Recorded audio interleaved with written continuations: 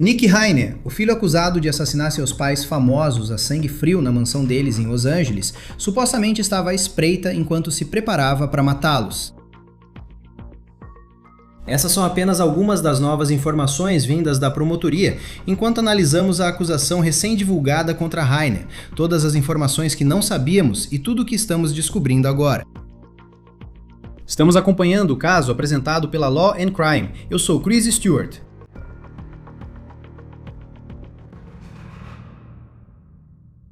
Quando os corpos do renomado ator e cineasta Rob Reiner e de sua esposa, a produtora Michelle, foram encontrados pouco antes do Natal do ano passado, isso chocou o mundo. Quero dizer, pense naquela época, quando essa história veio à tona pela primeira vez. E então, quando soubemos a identidade do suposto assassino, quero dizer, isso foi ainda mais chocante. O fato de ter sido o próprio filho deles, Nick, de 32 anos.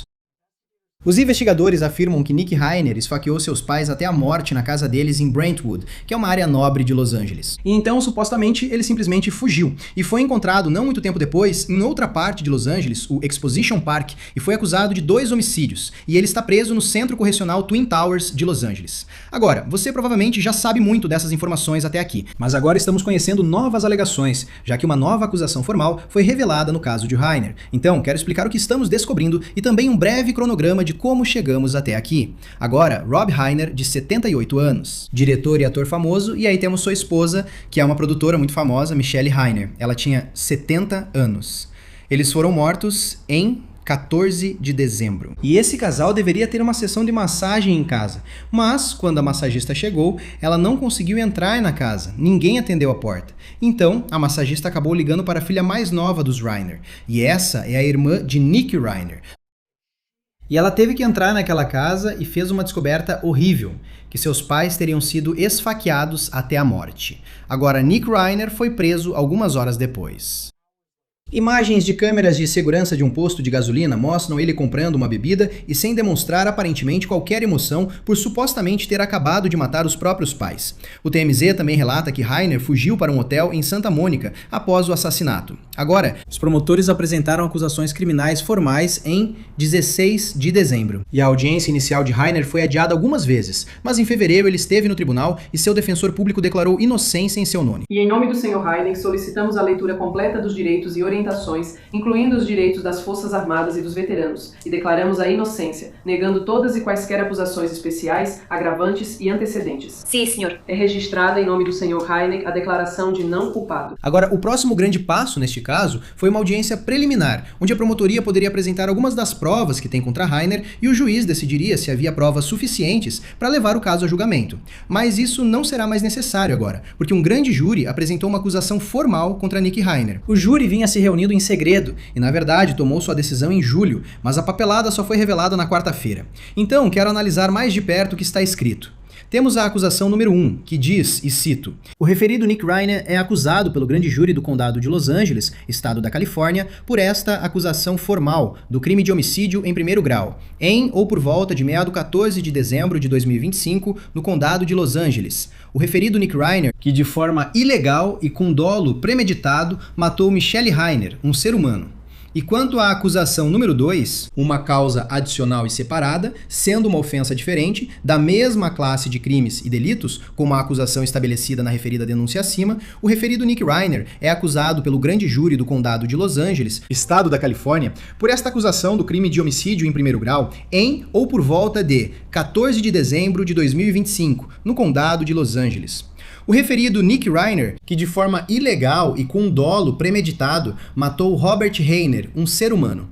A acusação também listou alegações de circunstâncias especiais, que são fatores agravantes que podem ser adicionados à acusação. Voltando a esta acusação, diz que também é alegado quanto às acusações 1 e 2, que os assassinatos de Michelle Heiner e Rob Reiner foram cometidos pelo referido réu, Nick Heiner, e que o réu matou intencionalmente as vítimas por meio de emboscada. Continua dizendo, abre aspas, também é alegado quanto às acusações 1 e 2 que, na execução ou tentativa de execução do crime acima mencionado, o referido réu, Nick Reiner, usou pessoalmente uma arma mortal e perigosa, a saber, uma faca. Agora, nós sabíamos pelos laudos da autópsia que Rob e Michelle morreram por ferimentos causados por objeto cortante, mas a informação de que Reiner supostamente ficou à espreita é certamente nova. Reiner declarou-se não culpado da denúncia esta semana. Ele continua preso sem direito à fiança e o tempo dele na cadeia não tem sido fácil, e vamos falar mais sobre isso em um instante.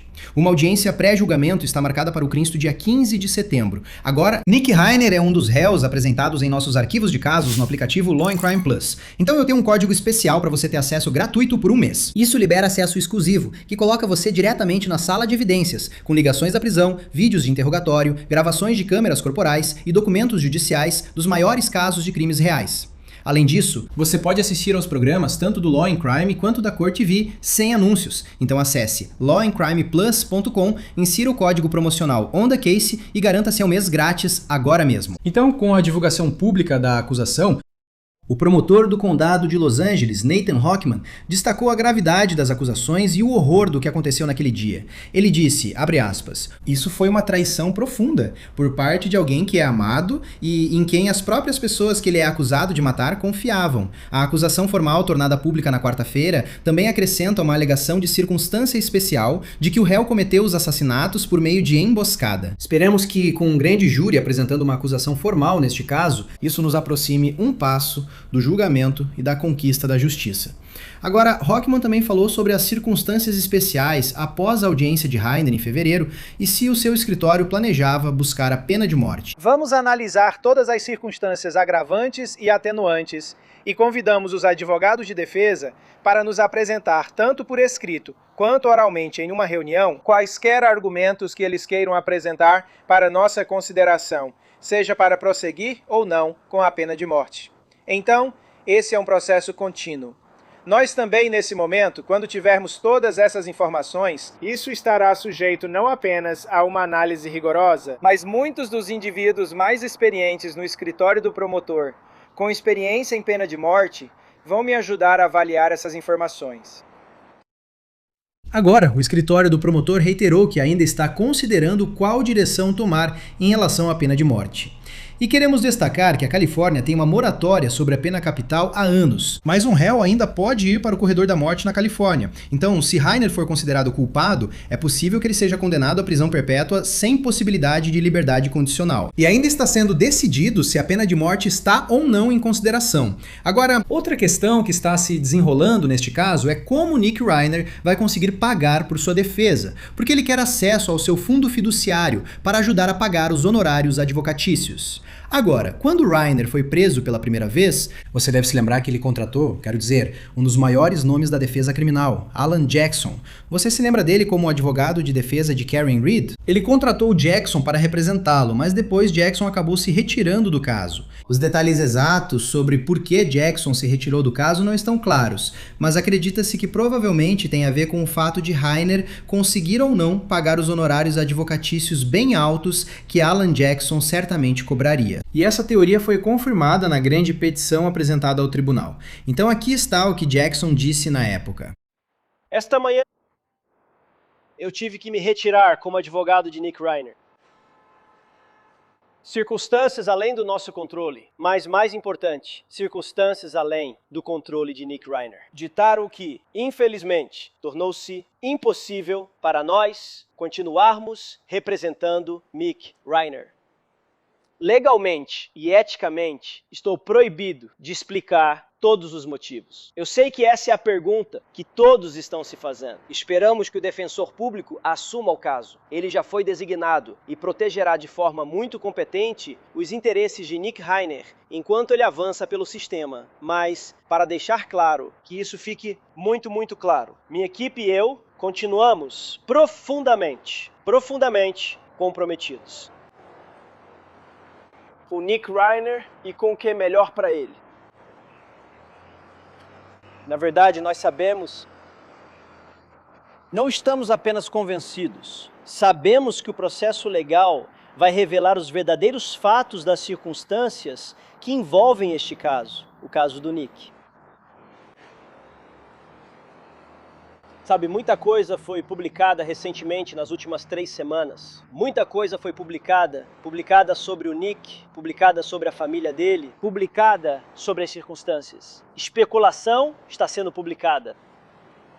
No dia 15 de dezembro, nas primeiras horas da manhã, eu estava em Nova York na época e recebi uma ligação.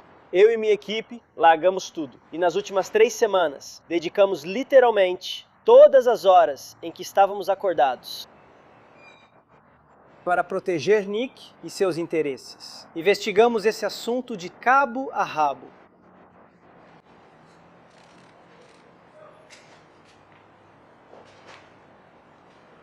O que descobrimos?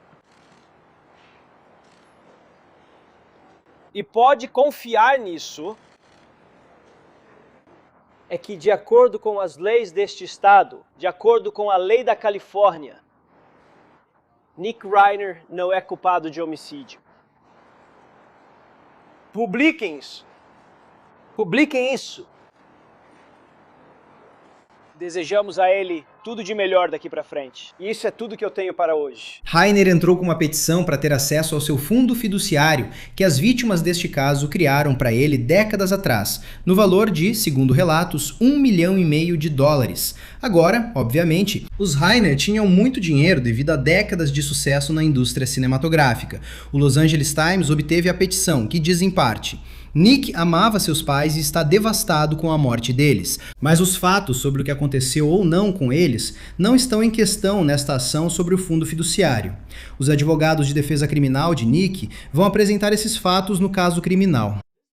Esta petição não exige nem convida este tribunal a se pronunciar sobre eles. Como qualquer pessoa acusada de um crime, Nick é presumido inocente e tem direito de montar sua defesa com os recursos que são legalmente seus. Os termos do fundo fiduciário de Nick não são complicados.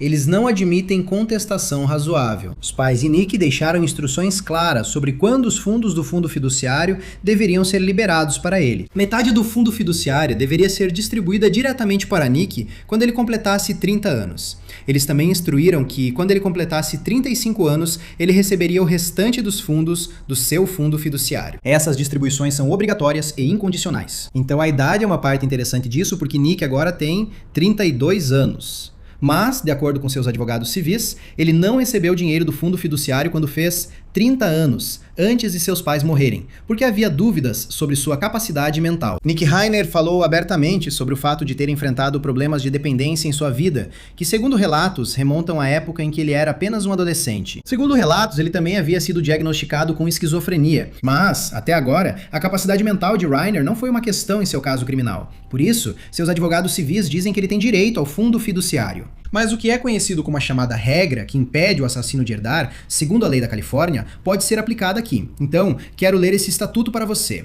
Uma pessoa que mata o falecido de forma criminosa ou intencional não tem direito a nenhum dos seguintes: qualquer propriedade, interesse ou benefício sob um testamento do falecido ou um fundo fiduciário criado por ou para o benefício do falecido ou no qual o falecido tenha interesse, incluindo qualquer poder geral ou especial de nomeação conferido pelo testamento ou fundo fiduciário ao assassino, e qualquer nomeação do assassino como executor, administrador, tutor, curador ou custodiante feita pelo testamento ou fundo fiduciário. Então não só temos a notícia da acusação formal esta semana, mas na próxima semana, segunda-feira, 17 de agosto, um juiz está programado para ouvir os argumentos a favor e contra a petição de Reiner.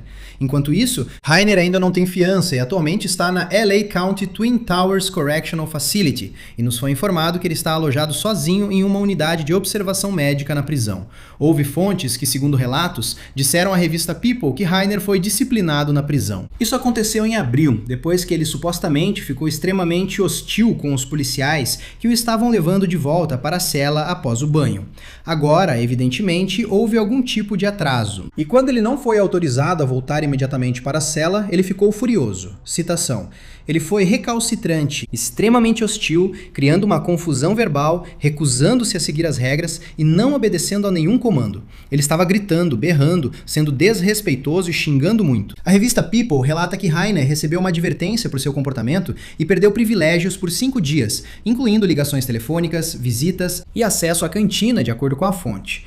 Agora, para falar mais sobre esse caso, está comigo Seth Zuckerman, advogado de defesa criminal, ex-promotor e atualmente do Zuckerman Legal Group. Obrigado por dedicar seu tempo para estar conosco aqui no Law and Crime. A parte da acusação sobre emboscada que aparece nessa denúncia, eu sei que ele morava na propriedade. O que os promotores teriam que provar para dizer que ele estava à espreita e então supostamente matou os pais?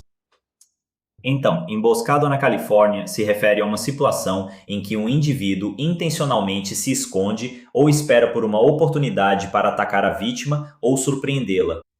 Então, os promotores vão precisar de evidências que não apenas mostrem que ele os matou, mas que ele planejou fazer isso e esperou na casa com a intenção de cometer o crime. Então, deve haver algum tipo de evidência, seja vídeos de vigilância, mensagens de texto, coisas que ele disse para outras testemunhas ou até mesmo anotações em diário. Algo que mostre que o estado mental dele na época era mais do que simplesmente planejar matar os pais e que ele os emboscou. Agora, a nova acusação não explica como ele estava à espreita ou qual é a evidência, e é isso que eu quero descobrir daqui para a frente. Mas, claramente, vai ter que haver alguma evidência que os promotores precisam apresentar para sustentar essa nova acusação.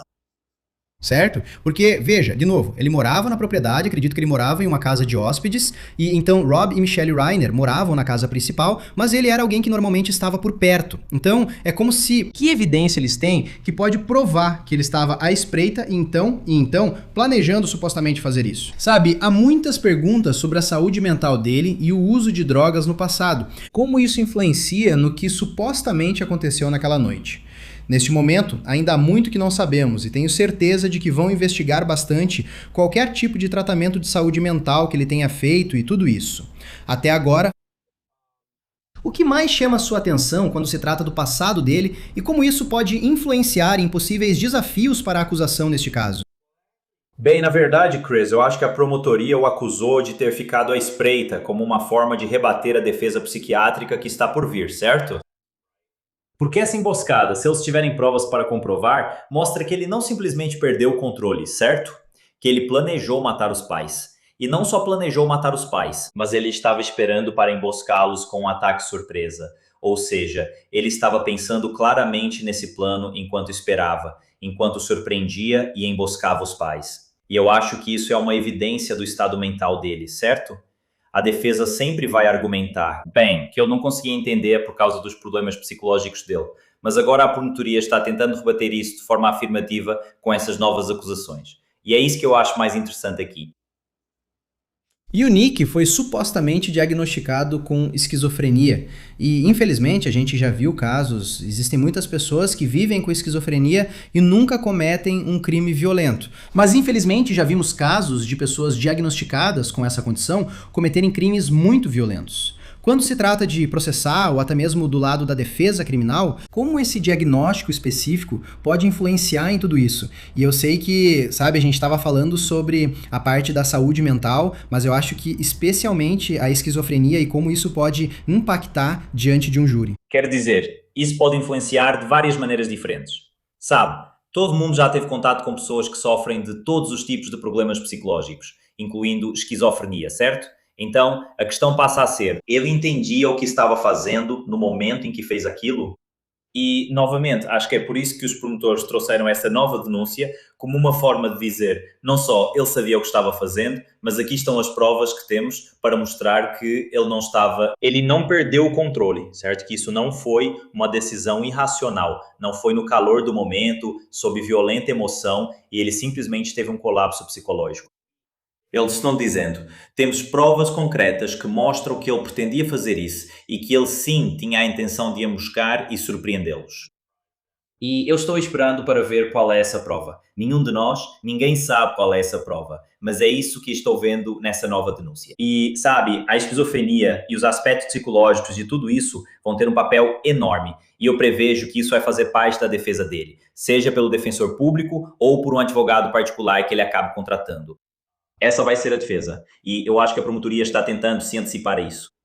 Sim, e vamos falar um pouco sobre, sabe, o pagamento dessa defesa, como parece que vai ter uma audiência que vai acontecer na segunda-feira, no momento em que estamos gravando isso, a linha do tempo dessa acusação do grande júri. Então ele foi, sabe, indiciado, acredito que em julho deste ano, isso só foi tornado público agora. Ia haver uma audiência preliminar em setembro. Pelo que entendi, isso não vai mais acontecer. O que você acha dessa linha do tempo, de como tudo isso aconteceu? O que eu entendo dessa linha do tempo é que a promotoria tem considerado a estratégia deles para levar esse caso a julgamento. E uma dessas coisas é saber que provavelmente haverá uma defesa psiquiátrica. Então, eu acho que a promotoria se antecipou a isso e o indiciou por um crime mais grave. Agora é uma acusação de homicídio em primeiro grau, que pode acarretar a pena de morte, mesmo que atualmente haja uma moratória na Califórnia. Ou prisão perpétua, sem possibilidade de liberdade condicional. Então, a promotoria quis acusá-lo desse crime mais grave para que ele enfrentasse penas mais severas, tentando se antecipar à defesa psiquiátrica. Mas também não há mais necessidade de uma audiência preliminar agora, certo? Porque agora há uma nova acusação formal. Ele acabou de comparecer à audiência inicial dessa acusação e eles terão de passar por todo o processo novamente. Então, a acusação anterior não se aplica mais a este caso. E a audiência preliminar em setembro, como você mencionou, não vai acontecer. Sabe, é interessante porque, tipo, agora eu acho que o julgamento que está na cabeça de todo mundo, e eu sei que é um caso muito, muito diferente, mas, sabe, tem o julgamento da Lindsay Clancy acontecendo em Massachusetts, e você realmente vê, tipo, o sistema de saúde sendo colocado em julgamento pela defesa. E você vê todas as informações relacionadas ao tratamento de saúde mental dela em, sabe, 2022, 2023. E aí quando eu penso em Nick Reiner, tipo, é alguém que foi diagnosticado com esquizofrenia. E então, sabe, eu imagino que para quem for o advogado de defesa dele, vai haver uma grande investigação sobre os medicamentos que ele estava tomando e tudo isso. Como advogado de defesa, como é esse processo de reunir essas informações, se essa for a linha de defesa dele? Então, como é esse processo? Isso significa obter todos os registros de saúde mental dele de todos os profissionais anteriores, conseguir uma lista dos medicamentos que ele tomou ao longo dos anos e também fazer com que ele seja avaliado por um perito psiquiátrico forense, que pode eventualmente emitir um laudo e testemunhar no julgamento. Agora, se a defesa faz isso, está abrindo a porta para o histórico psiquiátrico dele. O governo, os promotores, recebem uma cópia de todos esses registros e também têm a oportunidade de fazer com que ele seja avaliado pelo próprio perito deles. Então, há muitos peritos envolvidos se e quando ele formalizar uma defesa psiquiátrica. Mas os advogados de defesa, desde o primeiro dia, estavam reunindo os registros psiquiátricos dele, revisando-os, pedindo a um consultor que os analisasse, olhando os medicamentos dele e vendo que, se é que havia algo, eles poderiam provar com base no histórico psiquiátrico dele. Então, sabe, vamos ver agora o que acontece a seguir com essa denúncia formal. Mas aí, sabe, a questão é não só como vai ser a defesa dele, mas como ele vai pagar por isso. Quem vai acabar sendo o advogado dele? Ele, sabe, como membro de, vamos encarar, de uma família muito rica, só pelo sucesso que o pai e a mãe dele tiveram na indústria do cinema por tanto tempo. Ele tem um fundo fiduciário, eu não acho que ele tenha, sabe, eu sei que ele dirigiu um filme, mas ele mesmo não parecia ter muito dinheiro. Muito do dinheiro veio dos pais dele. Então, há cerca de $1,5 milhão, segundo relatos, nesse fundo fiduciário que ele gostaria de usar para pagar a defesa. E então eles terão uma audiência na segunda-feira para tentar determinar isso. Como você acha que isso vai se desenrolar com o que sabemos até agora? Pelo que foi divulgado publicamente, acho que ele tem direito a esses fundos. Pelo que entendi, esse fundo fiduciário dizia que quando ele completasse 30 anos, teria acesso a esses fundos. E ele claramente já tem mais de 30. Não acho que a chamada lei que impede o assassino de herdar ou qualquer outra coisa seja realmente relevante aqui, porque ele tinha direito a esses fundos independentemente da morte dos pais. Então ele deveria ter herdado esse dinheiro ou ter tido acesso a esse dinheiro quando completou 30 anos. E não é como se esses fossem benefícios de seguro de vida ou algo que está se concretizando por causa da morte deles, certo? Esses são fundos que supostamente ele deveria ter acesso quando completasse 30 anos. E ele deveria ter acesso para usar esses fundos como achar melhor. Obviamente, o administrador discorda disso. E é por isso que haverá uma audiência em breve. Mas, do meu ponto de vista, legalmente, não acho que a lei que impede o assassino de herdar se aplique aqui. E ele deveria ter direito a todos os fundos aos quais teria direito quando completasse 30 anos. O fato de que ele está apenas acusado de assassinato neste momento, sabe? Não importa o que as pessoas acham que aconteceu dentro da casa. Ele não foi condenado por nada. Ele é presumido inocente. E aí você tem esse lei que impede o assassino de herdar, que, sabe, eu sinto que depois disso, se ele fosse considerado culpado, aí sim esse dinheiro parece que se aplicaria nesse caso. Como isso normalmente funciona quando é alguém acusado de um crime em vez de condenado? Veja, de novo, acho que não entendi o que você está querendo dizer, Chris. Acho que essa não é realmente a pergunta relevante, certo? Porque você está certo. Ele, sabe, ele é inocente até que se prove o contrário. Ele se declarou não culpado e o caso está seguindo em frente. Mas eu acho que o fato é que ele tinha direito ao dinheiro independentemente desse caso, certo? Ele deveria ter herdado quando completasse 30 anos. E por algum motivo ele não recebeu o dinheiro do administrador. Então, deixando de lado o fato de que agora ele está sendo acusado de assassinar os pais, ele deveria ter recebido esse dinheiro desde o início. E, legalmente, eles estão retendo esse dinheiro dele sem nenhuma justificativa. Esse é o argumento dele. E eu acho que é um argumento bem válido. Eu não acho que o fato dele agora estar sendo acusado de assassinar os pais deva ter qualquer influência aqui sobre se ele tem direito ou não aos fundos que deveria ter recebido. Agora, de novo, eu também não acho que importa se ele for condenado depois e usou esses fundos. Porque eu acho que esse é um dinheiro ao qual ele tinha direito legalmente, independentemente disso. Mais uma vez, não se trata de um pagamento de seguro de vida que ele recebeu após a morte dos pais, ou de algo que foi acionado pela morte dos pais. Esses eram fundos que, supostamente, foram liberados quando ele completou 30 anos, o que aconteceu há alguns anos. Como serão os argumentos nessa audiência na segunda-feira? O que podemos esperar, sabe, enquanto acompanhamos, tipo, o que seria, sabe, do ponto de vista do administrador? Sabe o que eles vão dizer, sabendo que do lado do Nick, provavelmente vai ser aquele argumento de tipo, olha, esse era o dinheiro dele e ele não foi condenado por nenhum crime. Eu acho que o administrador vai argumentar que ele não deveria herdar nenhum dinheiro ou se beneficiar de nenhum dinheiro da morte dos pais, já que ele é o responsável pela morte deles. E eu acho que o argumento dele, que é um bom argumento jurídico, é que ele tinha direito a esse dinheiro há alguns anos. Ele já deveria ter recebido esse dinheiro. E o fato dos meus pais terem morrido é irrelevante. E eu tenho direito a esses fundos quando fizer 30 anos. E devo receber esses fundos. Obviamente, o administrador discorda disso. E é para isso que serve a audiência. Mas eu quero dizer, consigo ver os argumentos dos dois lados aqui. E dependendo de como isso se desenrolar, você sabe, quando ele foi preso, ele por um tempo contratou Alan Jackson, que é um nome de peso na defesa criminal. Quero dizer, ele acabou de sair do caso de Karen Reed. E tenho certeza de que custa muito dinheiro conseguir que Alan Jackson seja seu advogado de defesa. Digamos que ele opte pelo defensor público. Como fica a defesa quando você tem Alan Jackson e está pagando do próprio bolso? Ou se ele fosse pela defensoria pública? Sabe, uma das principais questões aqui, especialmente em um caso de defesa psiquiátrica, é a capacidade de contratar peritos. Obviamente, se ele contratar um advogado particular e pagar o valor que for do honorário inicial do Alan Jackson, ele também vai ter que pagar por peritos particulares. Defensores públicos, claro, também têm acesso a peritos, mas é simplesmente uma lista diferente de peritos à qual você tem acesso. Então, não só o advogado é diferente, mas também há peritos diferentes disponíveis para você. Então é isso que eu estou procurando. Quais peritos foram contratados aqui pela equipe de defesa para ajudar não só na defesa psiquiátrica, mas em qualquer outra defesa que eles apresentem que possa exigir um perito como testemunha? E ainda há muito que não sabemos após essa acusação formal. Vamos ver o que acontece na segunda-feira e para onde as coisas vão a partir daqui. Seth Zuckerman, do Zuckerman Legal Group, advogado de defesa criminal, ex-promotor, é um prazer tê-lo aqui no Law and Crime. Obrigado por dedicar seu tempo para estar conosco. Obrigado por me receber, Chris. Encerramos aqui um The Case apresentado pela Law and Crime. Inscreva-se no nosso canal no YouTube e no Spotify. Também estamos transmitindo no Peacock. Eu sou Chris Stewart. Nos vemos na próxima vez.